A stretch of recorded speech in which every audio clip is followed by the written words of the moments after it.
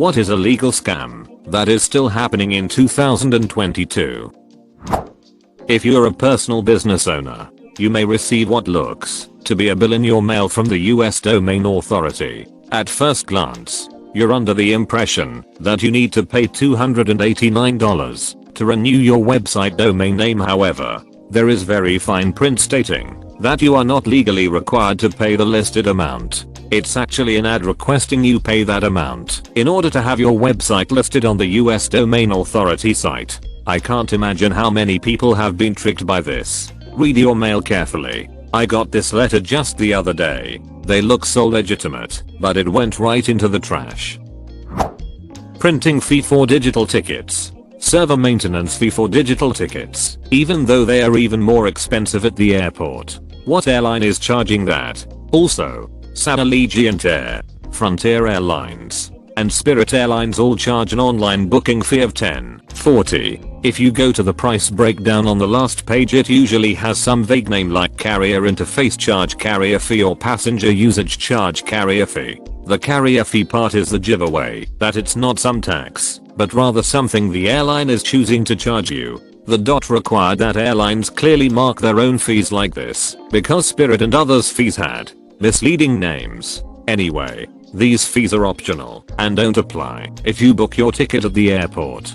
So you can easily save $10.40 off regular fares by making the online booking fee optional. It's not subject to the 7.5% transportation tax, so the airline gets to keep all of the money, and they know most people won't bother going to the airport to get out of paying it. The discount doesn't apply to the discounted fares from their paid discount clubs, since those are online only. Don't apply if you book your ticket at the airport. People actually still do this. The last time anyone in my family booked a ticket at the airport was in the 80s. Since then it was travel agencies in the 90s and 2000s, and online bookings OTA since then. Extended warranties. So many promises made, but when time comes for a claim, almost all are denied. Didn't you read the fine print where it says you must have video proof that you dedicated the object to Hera on each alternating full moon that didn't land on a Tuesday? That news in America is entertainment. Can get away with saying pretty much anything and still call it news. It frustrates me how normal weasel words are in newscasts these days, and how many people can't distinguish them easily. New studies show there may be a link between eating milliseconds and your hair color. Yay, that also means it may not, but that doesn't get views. Some say is my favorite. Who? The weird guy talking to himself at the freeway exit. Title pawns. Payday loans, some charging 300% interest. Payday loans are illegal in some states. I know they are in West Virginia. I know a few of them are on Native American reservations because of state law. Insider trading within Congress. But if we do it, we end up in prison. Martha Stewart sold stocks and made $45K, and it was called insider trading. Politicians sell stocks and make millions, and that's called a free market. Shit stuck. Look, OP, if you want to get in on some legal scam, you have to do your own research. That's why I recommend you buy my book, What You Can Do to Legally Become Rich in 12 Easy Lessons. Just 24 easy payments of $199.99, and you will have the secrets to being a millionaire unveiled right before your eyes. When I was young, I fell for this scam. Found an ad on Craigslist offering a guide on making money online. Sent the guy 15, and he sent me a Word doc that basically said post an ad on Craigslist, and if someone bites, send them this doc. Paying services charges. I don't mind paying a $10 delivery fee, but will not pay a $0.99 service charge. Yeah. Duck DoorDash. Sweet. Free delivery. Wait. $7 service charge. And I'm tipping on top of that. Edit Jesus. People, I'm bitching about the service charge, not the tip. Quit acting like I don't tip. No. You see, the service charge was for DoorDash. The delivery guy never sees a cent of that. We probably took a third of the food's cost out of the restaurant's profits. Too. Aren't we a helpful and convenient service? Oh god. I made an order from Mo's who uses DoorDash to deliver. I got the notification to expect my food at a specific time. 45 minutes later and still no food. I've tried the phone number they provide to contact the driver and nothing happens. I reach out to support and they tell me they will reach the driver. They then tell me they reached out and that they are running late and that I will get my food. Another hour passes. I try customer service again. They fail to find my order 3 times and instead bring up other orders on my account and tell me they were delivered despite me giving them the actual order number. Eventually they say, oh okay, yeah, we found your order. Unfortunately we can't cancel the order. You are going to have to contact the restaurant if you want a refund. Those miserable cunts made me call Mo's, who by all accounts made my order, had it ready for the DoorDasher to pick it up, and did absolutely nothing wrong. They were the ones that had to be responsible for this shitty ducking driver contracted by DoorDash. Duck them. Never using them again. I will pick my food up my damn self unless a restaurant has in-house delivery. My fiance and I moved to a small village where we can't get DoorDash, but Grubhub is available for some restaurants. We have like 7 to choose from, so we don't get them all the time. We have had entire entrees missing drinks as well. Grubhub refunded a couple, but then started refusing to because you refund every order. We aren't doing anything wrong, so we started keeping track of everything. We have cameras on our front porch. We have seen these Grubhub people take drinks and keep them, as well as taking containers out of the bags and resealing them to put them on our porch. Told this to Grubhub and then they finally decided to refund the order. Had times where we ordered what we wanted and got something completely different or just missing so many items. Turns out, you put the order in and Grubhub copies it and gives the restaurant their version of your order. They would sometimes completely get it wrong, and it's not the restaurant's fault. The restaurant never sees the order you put in, only what Grubhub tells them. Grubhub has also knowingly and willingly charged their customers for items they did not put on your order. We ordered from a steakhouse and my 25 steak was charged, but not shown on the order to the restaurant. We fought for about a damn week to get that money back. They just hope Tao don't notice, so they can keep the money. It's bullshit if you ask me. Private prisons. You're telling me that they charge the government for the beds and the taxpayers still gotta foot the bill if those beds are empty, so the company running it doesn't lose money. Duck you. Here in Arizona in 2020 the governor announced the closing of the state prison in Florence as a cost-saving measure. It was costing the state $71 per prisoner per day to operate. They've announced in the last week they are moving the inmates to a private prison that's going to cost the state $85 per prisoner per day to operate. Also, they're guaranteeing the private prison that they'll maintain at least 90% capacity, which is just another way of giving judges an incentive to find people guilty. Link. 6 prisoners state run prison private facility 9,121,316,002. Guaranteed occupancy in a prison. WTF. Civil forfeiture. You're going to tell me that a cop thinks that my property might be used for illegal activity, and that cop is going to steal it from me and pad their department's bottom line? What the actual F? Enough people don't know about this. Unless you're one of the victims it happens to, then you're like WTF, the police just robbed me. The average person probably doesn't carry a lot of cash on them at once, so people probably just don't think about it.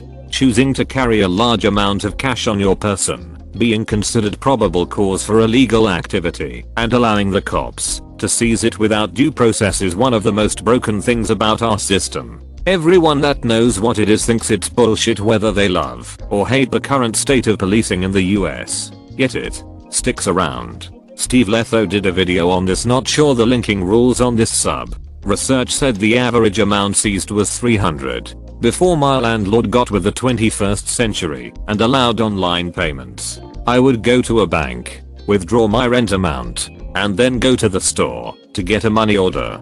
The fact that $300 isn't even half of my rent, but a police officer could see me carrying 4 times that amount and steal it from me, because why else would you have it except for evil deeds, makes my blood run cold. Oftentimes that was the last amount of my money until my next paycheck, and if I had lost that and couldn't pay rent, my entire life would be ruined. MLMs. I'm my own CEO. No, you aren't. You literally have a company telling you what you can and can't do. I worked at a legit company whose slogan was be your own CEO. 6 months later I was fired basically for laziness, and I asked how before I left if as my own CEO I could appeal the decision. They didn't even laugh. Duck them. That was funny as heck. The troubled teen industry. It doesn't work. It traumatizes children. It's legal kidnapping. I hope more attention comes to it and something happens. They're a business and the goal is to make money, not help troubled teenagers. FFS. Half the time the kids aren't even troubled. E.T.A. The troubled teen industry refers to for-profit organizations aimed at steering rebellious and at-risk youth onto a better path through reform camps. But their methods are tough love, negative positive punishments and physical labor. Because it's a business meant to make money, a lot of corner cutting happens. They hire young and untrained staff for less pay rather than therapists and certified nurses, teachers. It's also not regulated at all, so they can effectively do whatever they want with little recourse. They use scared straight tactics and beat kids into obedience. They claim the best way to send a kid there is by surprise, so they don't try and run beforehand. Hacker burst into their room at 2 AM and drag them into a van with very few belongings. Look up Airline school for a notorious one. Paris Hilton was kidnapped at 2 AM and sent to Provo Canyon when she was 16. Look at how well that worked. Go through this thread for some horror stories. Edit 2. Thank you to everyone who clarified the difference between reinforcement and punishment. I've been using the terms interchangeably. Civil asset forfeiture. Paying convenience charges when booking tickets online. Ticketmaster. WTF is a handling fee when I'm the one handling my own phone. Edit. I was just making a flip smart ass answer to the scam question. I had no idea it was this much of a problem. LOL. Ticketmaster actually had a class action lawsuit where they had to pay out $400 million to 50 million ticket buyers due to order processing fees and ups delivery fees that were apparently bogus and weren't actually spent on anything specific. There's an interesting article Vox wrote link about ticket fees and why they are so arbitrary. There was an FTC panel where multiple industry reps talked about it. Recommend reading it if you want the down low on the whole thing. Interesting thing is that supposedly all in pricing Aka being upfront about fees and showing the full price of a ticket including fees lost StubHub business after they experimented with doing it. So that might have something to do with why the fees continue to be hidden when you're buying concert tickets. I remember that. I think we got $1. Same. I received a credit towards a future purchase from Ticketmaster. The amount was so minuscule, something like 1.76. I threw it away. I got credit for concessions at a future event. Hey, we ducked up. But if you buy more stuff from us, we'll give you a small discount. Yeah, they had no repercussions. Timeshares. I figured Airbnb and VRBO and all the other temp rental disruptors would have put a stop to this predatory own little pay much a cash grab which destroys local housing markets and creates wet paint ghost towns. But alas, it persists, and we have to stare at lines of cheap shacks or Soviet bloc style complexes left vacant on off seasons or occupied by flightless greybads who only fly south because some Iowa idiot got conned in a Ramadan on a Tuesday looking for a free golf bag. Arguably these apps have created more of a problem, but I figured it'd be better. Also, getting out of timeshares. My parents bought one in the late 90s and actually did get a lot of use out of it. They went religiously for 1 week per year. Now that they have passed, my brother and I are struggling to get rid of it. Neither of us wants it, and the timeshare company keeps acting like we have to accept it as inheritance. Although we know we don't have to. Also predatory companies that pretend they'll get rid of the timeshare but really just drain some extra money to point you towards the things you have to do yourself anyway. The magic word is deed back. Basically you can sign the deed back over to the development and walk away. The trick is first finding the department that handles this and then convincing them that you really want to do this. When I tried to do this, the deed back department first really tried to convince me to find someone else to take it over. Maybe you can sell it on eBay, give it to a friend or relative. But I insisted that nobody I know would want it, more like I'd refuse to inflict it on anyone I cared about, and they relented. Even then I had to stay on top of it because the paperwork kept getting lost and I had to call every so often to follow up. Eventually I did get rid of it though.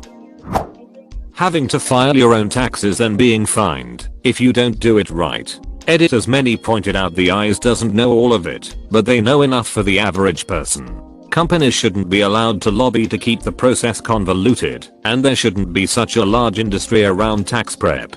Seconded. The fact that there is a huge industry around helping you do your taxes is a red flag. If doing your taxes right is too taxing and complicated, then the Fed should provide a free TurboTax equivalent. There is a free software that can be found on the IRS website.